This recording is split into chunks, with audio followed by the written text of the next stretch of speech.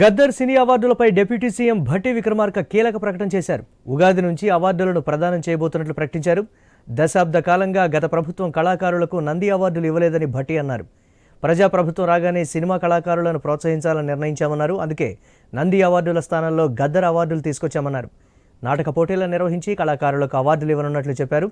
CM Revanth Reddy సూచనల మేరకు భక్త రామదాసు జయంతి ఉత్సవాలను వైభవంగా నిర్వహిస్తున్నట్లు తెలిపారు.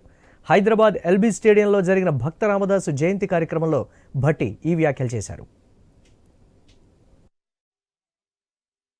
గత 10 సంవత్సరాలు రాష్ట్ర ప్రభుత్వం సినిమా కళాకారులకు ఇచ్చేటువంటి నంది అవార్డుని పూర్తిగా విస్మరించి ఇవ్వకుండా పూర్తిగా ఉంటే మన ప్రభుత్వం ప్రజాప్రభుత్వం రాగానే ఆలోచన చేసి కళల్ని ప్రోత్సహించాల్సినటువంటి బాధ్యత పాలకులు ప్రభుత్వాలపైన ఉంటది. కాబట్టి తప్పనిసరిగా ఈ సంవత్సరం నుంచి సినిమా రంగానికి సంబంధించినటువంటి రాష్ట్ర ప్రభుత్వ ఫిలిం అవార్డుల్ని ప్రముఖ రాష్ట్ర తెలంగాణ రాష్ట్రాన్ని ఆయన కూడా వాగ్గేయకారుడే గద్దర్ గారు లాంటి మహానుభావుడు పేరు మీద గద్దర్ తెలంగాణ ఫిలిం అవార్డులని ఈ రాష్ట్ర ప్రభుత్వం ప్రతి సంవత్సరం ఉగాది సందర్భంగా అవార్డులు ఇవ్వడానికి ఒక నిర్ణయం తీసుకుంది.